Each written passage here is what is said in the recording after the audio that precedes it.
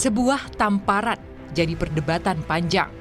Tamparan yang dimaksudkan sebagai teguran berubah menjadi polemik. Antara disiplin dan kekerasan, antara mendidik dan melukai. Batasnya dipertanyakan. 630 siswa dari SMA Negeri 1 Cimarga, Kabupaten Lebak, Banten, mogok massal pada Senin 13 Oktober 2025 lalu.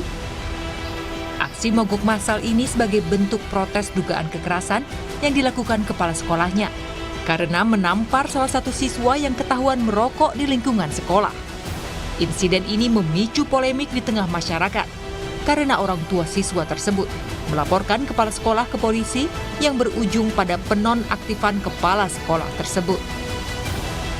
Kejadian bermula saat kegiatan Jumat bersih di sekolah sedang berlangsung. Seorang siswa ketahuan merokok di lingkungan sekolah. Kepala sekolah memberi teguran keras secara verbal disertai tamparan. Tak lama setelah insiden itu, ratusan siswa melakukan aksi mogok sekolah sebagai bentuk protes. Pemerintah Provinsi Banten lalu turun tangan dengan langsung menonaktifkan kepala sekolah untuk proses pemeriksaan demi menjaga kondusivitas belajar mengajar di sekolah. Sebenarnya kalau masalah merokok itu adalah anak melanggar peraturan. Betul bahwa anak melanggar peraturan, tetapi ketika penanganan oleh kepala sekolah ada tindak kekerasan. Nah, untuk memudahkan pemeriksaan, maka kepala sekolah itu dibebas tugaskan dulu sambil menunggu pemeriksaan lanjutan. Berdasarkan Peraturan Menteri Pendidikan dan Kebudayaan Nomor 64 Tahun 2015 tentang kawasan tanpa rokok di lingkungan sekolah, khususnya di Pasal 5 Ayat 1 berbunyi, kepala sekolah, guru, peserta didik, dan pihak lain dilarang merokok di lingkungan sekolah, dan tentunya akan ada sanksi bagi yang melanggar. Kasus ini pun akhirnya memunculkan perdebatan tentang batasan kedisiplinan dan perlakuan terhadap siswa. Sebagai lembaga yang mewadahi guru se-Indonesia, PGRI menegaskan bahwa mereka tidak membenarkan kekerasan dalam bentuk apapun. Namun mereka juga mengingatkan pentingnya penyelesaian masalah secara dialog dan musyawarah, tanpa mengedepankan ego dari pihak manapun, dan tidak membebankan masalah ke satu pihak saja. Seperti ini. Jadi jangan segala sesuatu itu dilimpahkan di satu pihak. Kita harus melihat secara komprehensif. Betul. Gitu.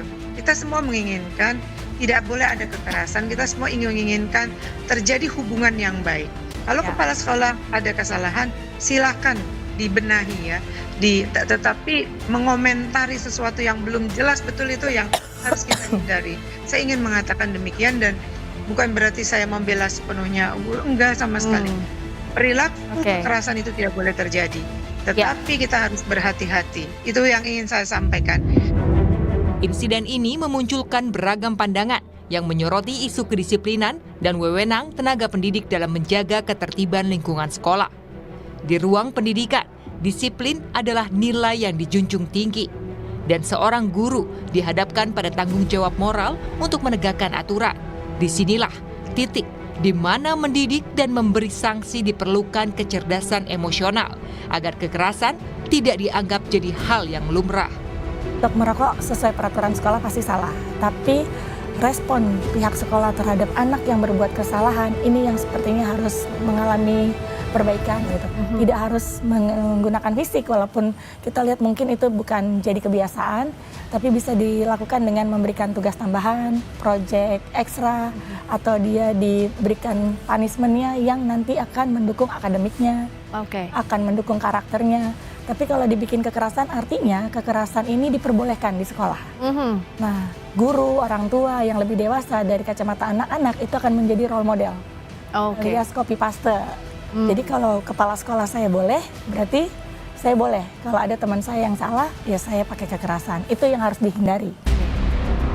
Setelah sempat dinonaktifkan, kini Kepala Sekolah SMA Negeri 1 Cimarga kembali menjalankan tugasnya. Ia pun meminta maaf secara terbuka. Ya, intinya bahwa tidak ada guru ingin menganiaya muridnya, bahwa hari itu terjadi ya begitu saja refleks, dan sebagaimanapun seorang guru kepada muridnya itu adalah bentuk kasih sayangnya. Ya, saya kan merasa sebenarnya tugas, karena kepala sekolah juga guru, Maka apapun yang saya lihat itu adalah sebuah bentuk penyimpangan, saya harus ikut menegur. Gitu. Hanya saja mungkin diwarnai dengan kehilapan aja. Gitu, saya akui dan itu Ibu minta maaf ya Mbak. Ya, Kalau hari itu ya sama-sama kita minta maaf. salah. Nah luar biasa. Sementara kuasa hukum dari siswa yang mendapatkan teguran keras juga menyampaikan permohonan maaf kliennya.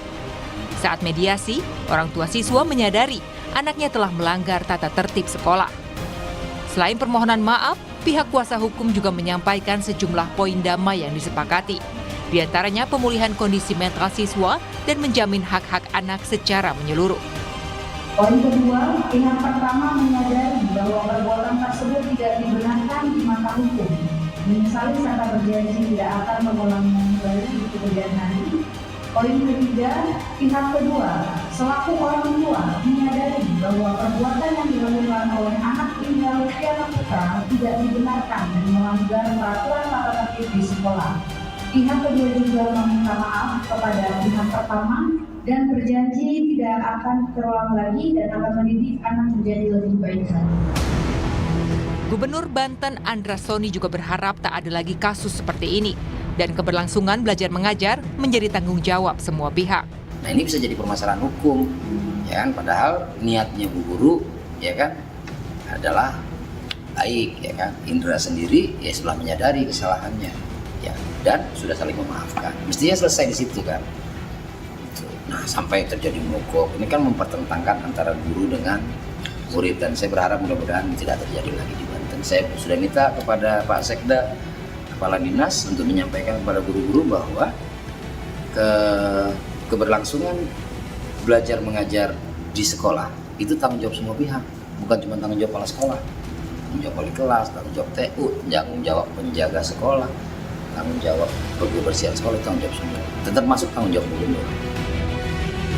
Hasil mediasi ini sekaligus menjadi akhir dari perselisihan antara kepala sekolah dan orang tua siswa setelah insiden yang menyita perhatian publik beberapa hari terakhir.